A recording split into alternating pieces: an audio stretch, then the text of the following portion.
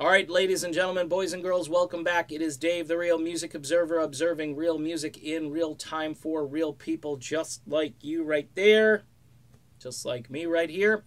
Arnel Pineda is going to be the subject of a new documentary. The director of the movie Crazy Rich Asians has taken on this project and is preparing a full-scale look at Arnel's life as he was a very poor kid living on the streets and then became this rock star and came to the United States and resurrected Journey from the ashes as they were looking for a new lead vocalist, and they got Arnel, and, you know, as they say, the rest is history. He'll be talking about the Revelation album, which came out right after Arnel got here and sold over 1 million copies. And what's interesting is I don't know how many copies the Steve Perry album is going to sell, but I can tell you I doubt it's going to go platinum.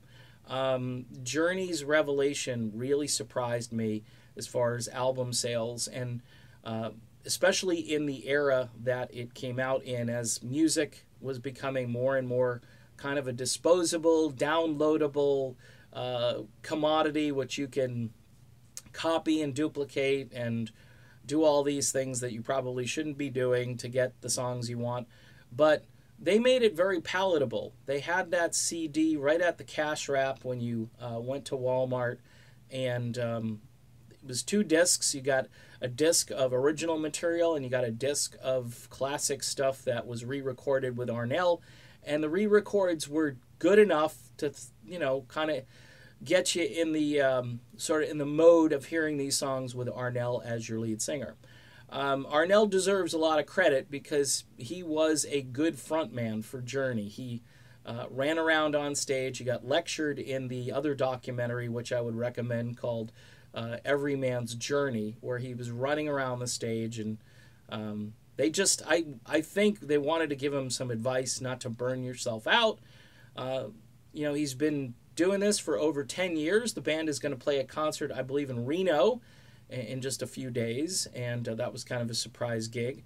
But he's still at it. Now, do I think he is losing some as far as the vocals go? A little bit. I mean, you got to just listen to him when he started and now. But here's the deal, and I've said this before.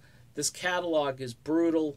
The set list is brutal, and he's lasted as long as any singer. He's actually surpassed everybody as far as you know, how many years he's been with the group.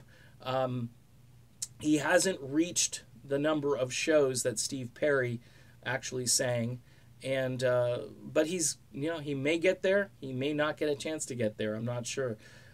Who knows what's going to happen with Journey? If I were guessing, Journey's going to look very different when it reemerges from stuff that's going to happen. And I don't know all the details to that, but when I do, I'll let you know about it. But I think the documentary is an interesting idea. I would probably kind of question why, since there's already been a documentary, but this filmmaker obviously has probably deep roots in this and wants to get this information out and felt it would make a great story. He may be doing a, you know, more in-depth documentary, but all that footage that they used from Working Man's Journey, I wouldn't be surprised to see some of that sort of re-emerge in this upcoming film. So, interesting stuff. Arnel Pineda, he's been on a solo tour. I haven't heard much about if the tour, how it's been going, and if the reactions have been positive and so forth. I imagine he's doing well at the music that he probably prefers singing. I think he'd be a great singer for a number of other bands, including Chicago, but you know, Chicago made their decision, and they've already booked like 46 dates for next year, so they're going to be busy with their new boy, Neil Donnell. All right, done with this video. Be back soon. See ya.